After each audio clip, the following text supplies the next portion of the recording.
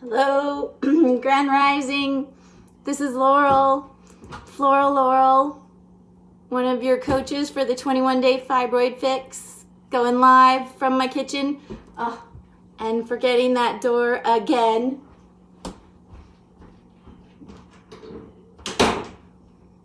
That always gets me. Okay, so I'm struggling to figure out how to get my phone to stand up in the kitchen while I show you guys what I'm doing. I could do it, but then I lose the counter. So I'm trying to wedge the phone just so. Just right. You can kind of see it. We'll work with it. It's a start. Hi again, I'm Laurel. Welcome to the 21-day Fibroid Fix. And today I wanted to show you a delicious treat called babaganoush. I don't know if you've ever had babaganoush. It's Middle Eastern, and it's actually really similar to hummus, which I eat a ton of. In fact, I brought out the can of the organic garbanzo beans to show you that if you were to make babaganoush with garbanzo beans instead of an eggplant, it would be the same thing. The only difference in the two things, the difference between hummus and babaganoush, is that hummus is made with garbanzos and babaganoush is made with eggplants.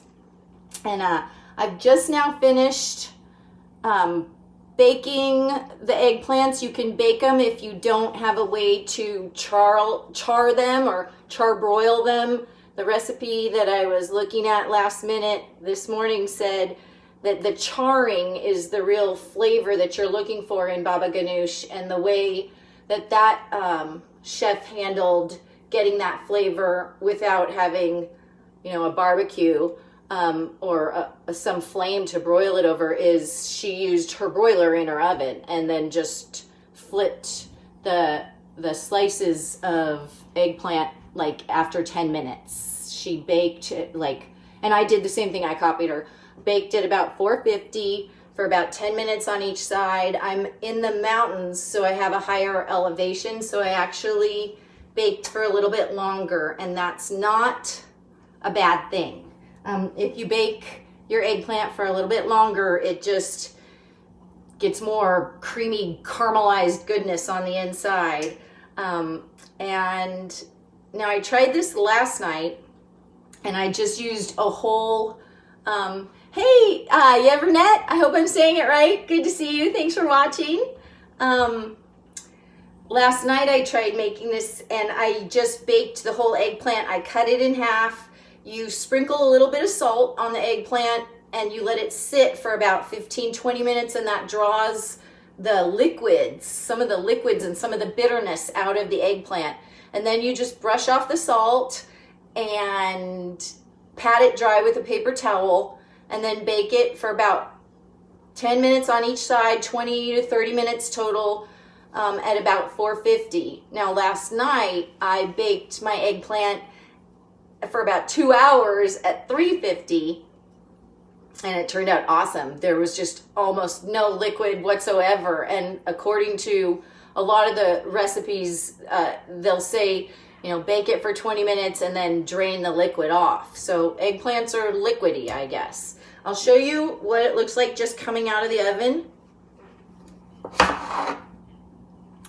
Here's what we've got going on. I cut them into thick slices, kind of like how I would do like yam toast, sweet potato bread, where you just cut it into slices. Wow, look at that. That looks amazing. Ooh, this is getting exciting. When I made it last night, my husband was like, it doesn't have that flavor, that missing flavor. And so I was scouring recipes this morning trying to find out what's the flavor, and it's charring. It's charcoal. It's the taste that we love on our burnt toast. And so now what I'm going to do, and it wasn't in any of the recipes, but I'm going to take a minute and take out as many of the seeds as I can, which my girlfriend recommended. So I'm just here on my phone. I don't have editing so much. Hi, Domino. I don't know if it's an aubergine. It must be. It's the color of aubergine. It's eggplant. Is that an aubergine? I'll show you a slice that has the skin still on it. Does that look like aubergine? That's so weird. I know that word, but I don't know what it is. I guess that's an eggplant, right? Let's see, where was I? Anyway, so I'm gonna take the seeds out before I put this all in the Vitamix. And when I mix it, it's gonna be just like how I make my hummus, just like how I make my guacamole.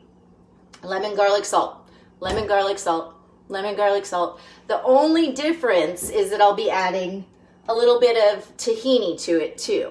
And tahini is what else I add to my hummus. So guacamole, hummus, and eggplant all have lemon, garlic, salt added to them to make them taste good. And then hummus and babaganoush will put in a little tahini too. And when I say a little, I mean a lot. Now to make the eggplant broiled or roasted in the oven, you do brush it with a little bit of coconut oil. And I'm almost out of coconut oil, so I did brush it with a little bit of vegan butter. And you can tell I don't have a brush, so I ran into my spare room and I got an actual paintbrush.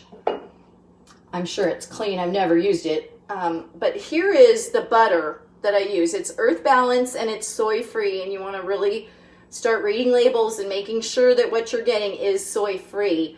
And to be fair, the recipe didn't call for butter. I hope that's okay. But like I said, I'm low on my coconut oil. So I just brushed the aubergine, the eggplant, with a little bit of coconut oil. In 10 minutes, I flipped it to the other side. England! We call it an aubergine. I love it. Thank you. Thank you for teaching me. So now I'm just going to try taking the seeds out.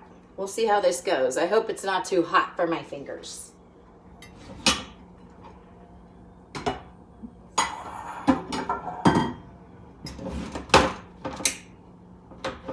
I'm not sure what people do to take off the top, so I just baked it and I'm just taking the top off now that I'm done cooking it, and I'm peeling the skin off.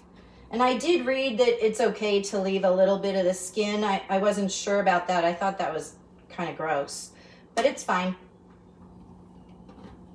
So here's what we're working with. And I'm just gonna take these brown seeds out. They're kind of hard to get out. They're soft, but they kind of stay in a clump too, so it's not that hard. And I'm not shooting for 100% here. I just think I want them out. Like I said, my girlfriend, she's an awesome vegan chef, Lorelei Vox, if you want to check her out. She's also a jeweler, and she's just a whiz kid in the kitchen, and so she's the one who told me to take the seeds out and it'll taste better. So you're with me on this adventure. We're taking the seeds out, and then I'm just gonna put it in my Vitamix. I don't have a food processor, so I just use my Vitamix on low and it works great. And again, I'm just taking off the top and peeling off the skin. This one seems to have, I don't know if you can see this, but it seems to have kind of a lot of meat still on the skin. And so I just know from experience, I'm just gonna sort of peel that skin off a little bit more and get all of that delicious goodness out of there, because that's food. I want that.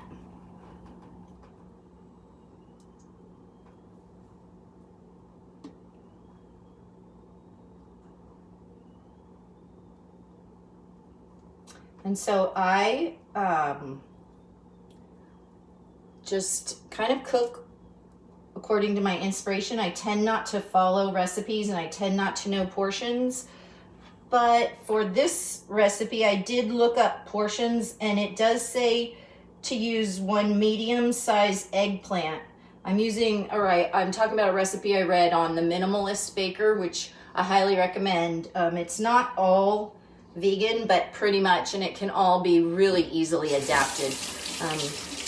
And so after I made my baba ganoush, I checked out how the minimalist baker said to do it, and she says, or he, I don't really know, but they say to use 1 medium-sized eggplant. My girlfriend Lorelei, which is funny since Laurel, but anyways, yeah, Lorelei said if you just bake the eggplant longer than it says to, it'll just keep kind of shrinking, and they'll get really small, but they'll get really yummy. And so I asked her, I was like, well then, why don't I just bake 2 and it'll be really small? And she was like, yeah, do that. And so I recommend that. That's what I did last night. I didn't end up with very much eggplant. What are you using the eggplant to make? Oh, I'm so sorry. It's called baba ganoush, and it's a Middle Eastern kind of a dip or a sauce, but it's kind of like hummus. I've got a bowl of veggies that I'm going to eat it with. We've got carrots, celery, broccoli, tomatoes, and cucumber, and I do have some yams, sweet potatoes roasting in the oven to eat with it too.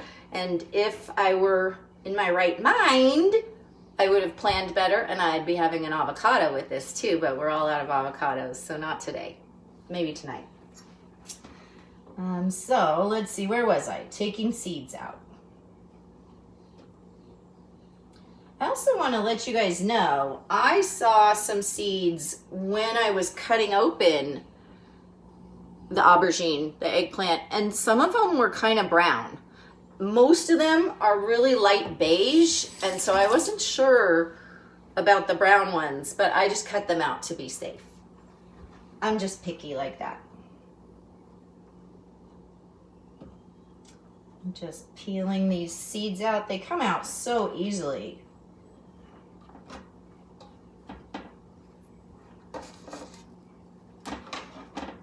I'm gonna cut off the top of the eggplant again.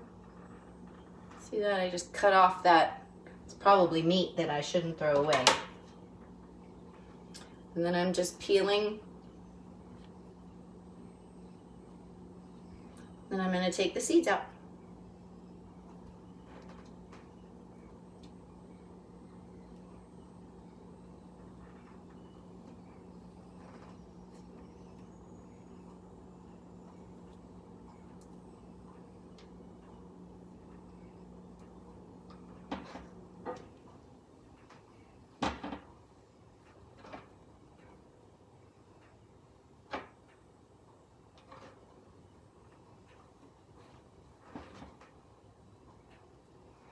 There we go.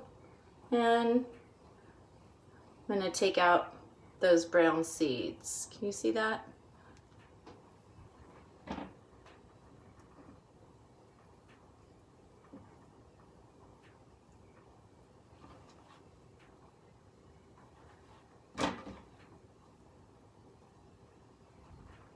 Now there's charring, but you can see through the charring and see the seeds underneath there. So I'm just sort of digging through it with my fingers. My hands are clean. This is just for me.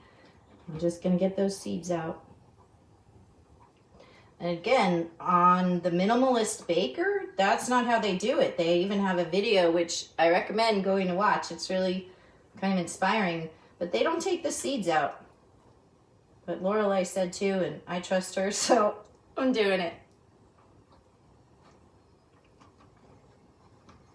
And I have to admit to you guys, before last night, no, that's not true. Before Monday night, I had never had the nerve to try baba ganoush. I am one of those kids that grew up with a hippie mom, and I was never allowed to eat junk food. And so as soon as I was an adult, I went straight for the Oreos and the French fries and the burgers, all the frozen, like I was raised by such a hippie. I had never had macaroni and cheese from a box. Like Dad had given us the kind from a box, but it was kind of like fancy and saucy or something. But I had never had macaroni and cheese from a box. I'd only just had it made with cheese and pasta from the oven.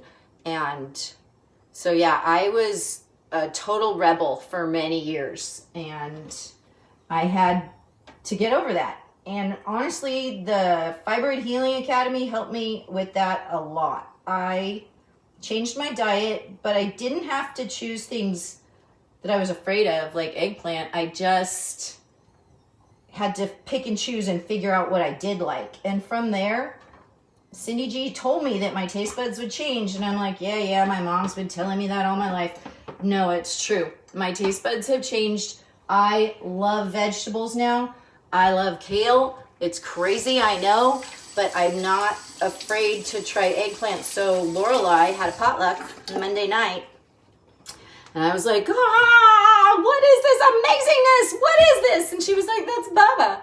You know, baba. Like we make it every day or something. And I was like, babaganoush? Like that eggplanty stuff on the side of your plate when you go to a Middle Eastern restaurant?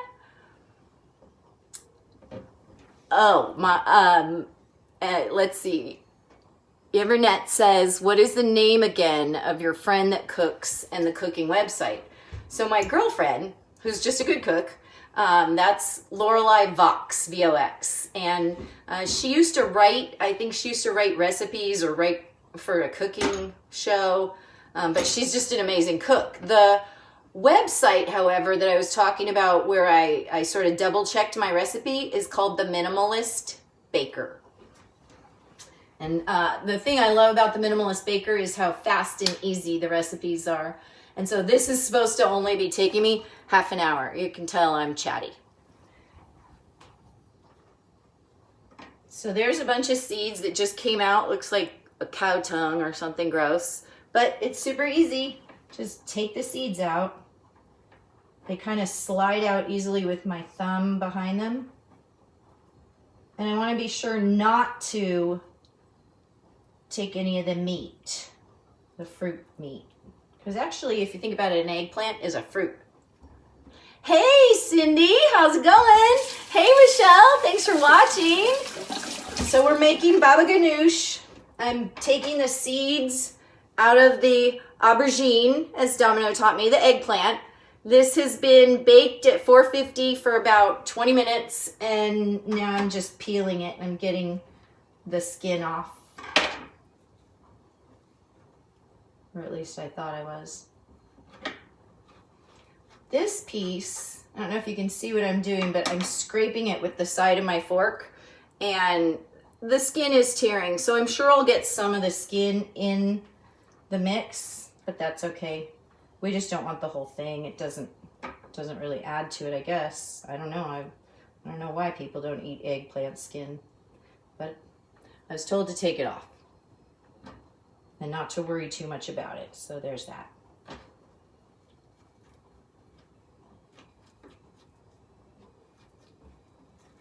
So I'm just getting the flesh off the skin. It's kind of funny to be a vegan talking about the flesh and the meat, but that's what this is. This is a fruit, and this is the meat of the fruit.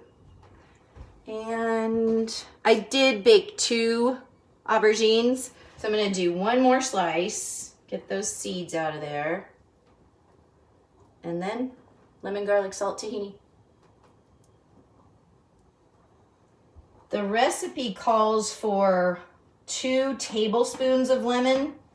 I think I went overboard last night, and I have to say it was amazing. So if you like lemon, feel free to be liberal with it. I love it. Wow, this does peel off really easily. I've got to figure out how to position the camera so that you guys can see. Hopefully you can see some of what I'm doing.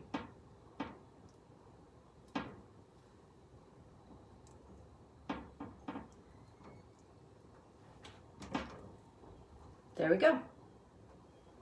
Into the Vitamix. And like I said, I don't have a food processor, so I just tried doing this on my Vitamix on low. And I even put it up to like 2 or 3, and it was awesome. So here's what I've got so far.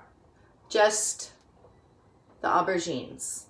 I love that word. Thank you so much. This is so much more fun calling it an aubergine. I felt so like nasty calling it an eggplant, but hey, stay nasty, right? So I've got now my limes. I'm just gonna juice them. I prefer to use fresh foods or fresh juice whenever possible. I don't recommend buying a bottle of lemon juice or lime juice that's likely been made from concentrate, and therefore it's likely got no live enzymes. It's been cooked, and so it doesn't have the magic of the world a fresh piece of food does. So I actually buy 40 limes a week.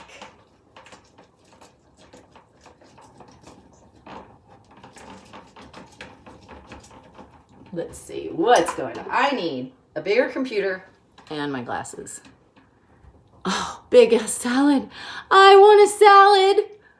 I made 2 aubergines, but again, that's because if you cook them longer, they just keep getting smaller and smaller, and I wasn't sure how long I wanted to cook them for. I just wanted to make sure I had enough for this video.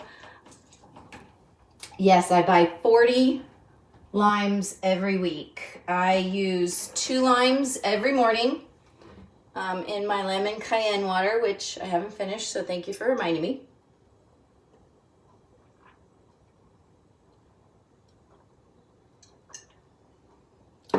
And I use 5 limes in every smoothie that I make. This is a green smoothie. I just want to let you guys know I do green smoothies every day, but this one looks very red because there's blackberries and red kale. So yeah, we go through a lot of limes. I mean, considering the limes for my morning ritual, my morning water, and for my smoothie, and then I make guacamole almost every night, you have to put at least half a lime just to keep it from turning brown. So yeah, we use a lot of fresh citrus. I would do lemons if I could, but at Sprouts we pay $1 for 2 lemons or $1 for 3 limes. So 3 limes. And they get some big limes, and I've learned how to choose. I can even show you. What you look for is that flat shininess, and like, of course, squeeze it, but you'll notice the ripe limes are not hard as rocks. Like, you can see that's kind of hard at the tip, but you can see like there where it's real shiny and flat, that's a fresh lime.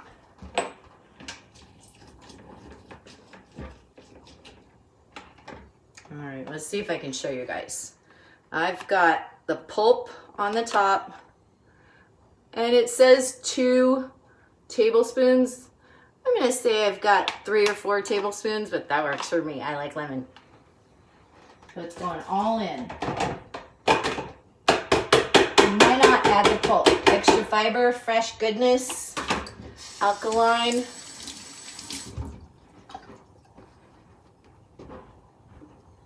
And I have an extra just in case I didn't have enough juice, or if it doesn't taste lemony or limey enough, then I can make more. For the tahini, it says 2 tablespoons, and that is what I did last night. This is, again, organic, unsalted tahini from Sprouts. And when I do a tablespoon, I'm gonna do like a big fat blob. I want a lot of tahini. I want to creamy this stuff up. Tahini is sesame butter. This is super high in calcium, super good for you. There's a few places where you can find it actually raw sesame seeds ground up, but this is slightly roasted. I have struggled to be able to find raw sesame seed butter.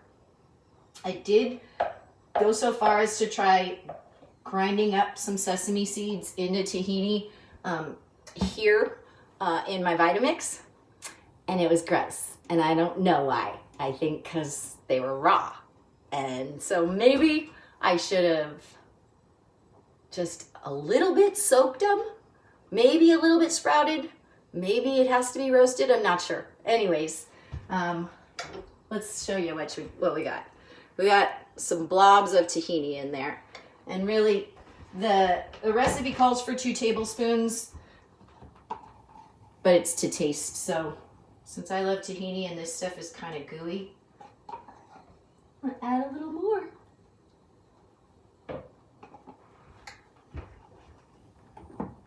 Okay, got the limes, got the tahini, got the salt, but before I add the salt, I'm going to show you how to do the garlic with the salt. So you see I haven't peeled the garlic yet. I'm going to take my knife, I'm going to put it down flat, and I'm going to use my hand to squish this flat. Which I hope you can see this. Let me see if I can do it where you can see this. Okay, see that? So I squished it flat, it cracks open, and then the peel is really easy to take off, but more so the oils get released to get a really strong garlic flavor.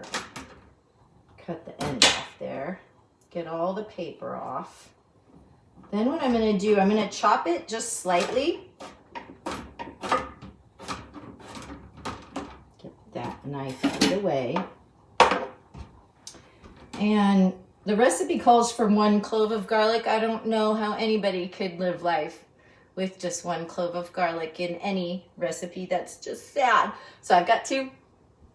I'm going to cut the end off and squish this garlic again, smash it to make it flat and to make the oils crack open.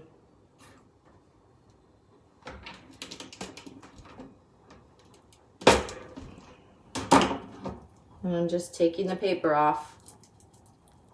I'm going to chop it into some medium-sized chunks, just very randomly. It doesn't matter because I'm going to now be putting the salt all over the garlic. Actually, I don't want to use white table salt. I want to use my pink Himalayan salt. One moment. It's in the bread box.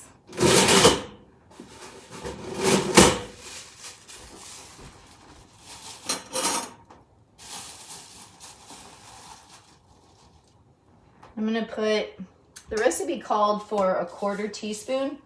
I'm going to put about that much. That kind of seems like a lot to me, but I'm sure it doesn't turn out to be. And we can always add more. I'm just going to sprinkle that over the garlic. And I'm going to take a fork and mash the garlic and the salt together. And the salt crystals will help break apart the garlic and turn it into like a paste.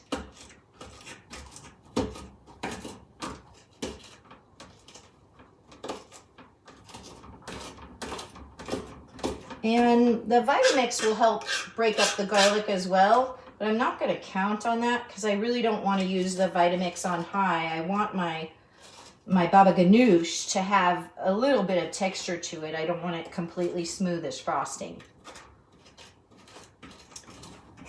So I sort of scrape all the little pieces back into a pile and then mash. And as I mash, they sort of spread out.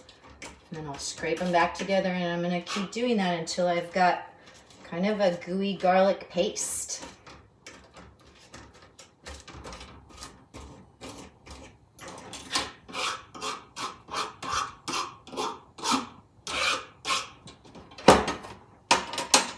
So I'll show you about halfway through, and I'm going to mix that up some more. You're very welcome, Miss Beautiful Cindy. I adore you, and thank you for that list on limes. I just want to say I can be a bit extreme, and I love myself for that. So when Cindy G taught us in the morning ritual to drink some lemon water, I think she taught us to use half a lemon in like 16 ounces of water. So I went extreme and changed that to 2 limes in a quart of water. So there's Laurel for you. Trying to do it extreme. What do I have to do? What do I have to eat? Tell me what to do and I'll do it. Just get this fibroid out of me. Cindy G's like, chill, lady. So yeah, I work on that one. Okay, back to mashing. Thank you for listening.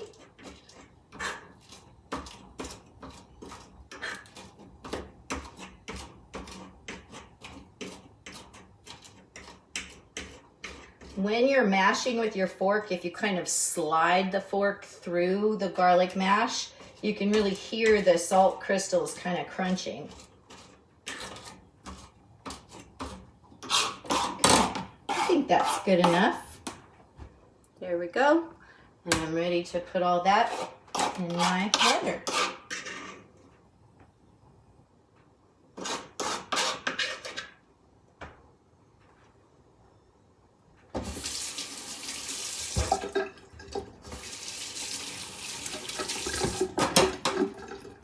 Okay, we did the lemon, we did the tahini, we did the garlic, we've got the salt. I'm gonna do a little extra salt just for fun, just to be like that. And I wrote this down just in case anybody forgets that I keep iterating it. Lemon, garlic, salt, lemon, garlic, salt. Throw in a spoonful of tahini. Okay, I'm excited. I'm ready to blend this. Let's go.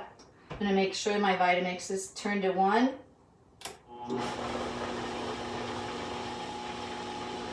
And it's kind of still staying on top. It's a little bit thicker than it was last night, but I'm just giving it a minute. I think I'll also get my tamper.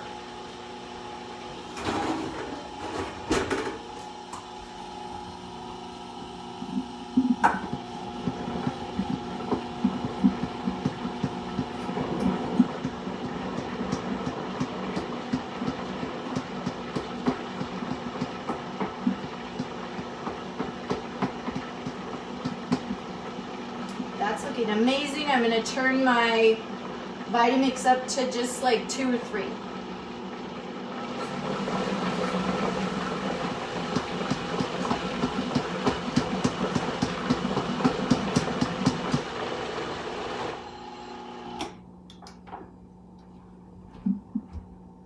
And that's it. Voila. We have babaganoush. We have veggies. We have yams. So where's my bowl? The other thing that was recommended in the recipe, but not you know, necessary, it's just optional, is herbs. And it suggested maybe cilantro or what was it? I think basil. I happen to be really good at growing oregano because it doesn't need anything from me, and I just put it out in the yard and it lasts year after year. And so I just ran out to my garden just now and I just picked some oregano to put on it.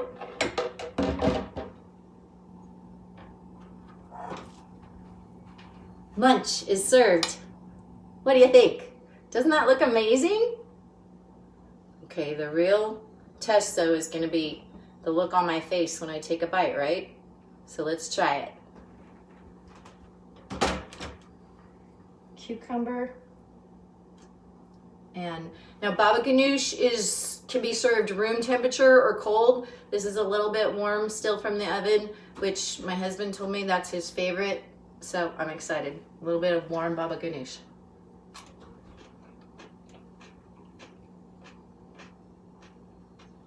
Wow. I could not believe that I like aubergine. That is so good. I really recommend it. I really hope that you guys try it. Thanks for watching. This has been amazing. I am going to have some lunch.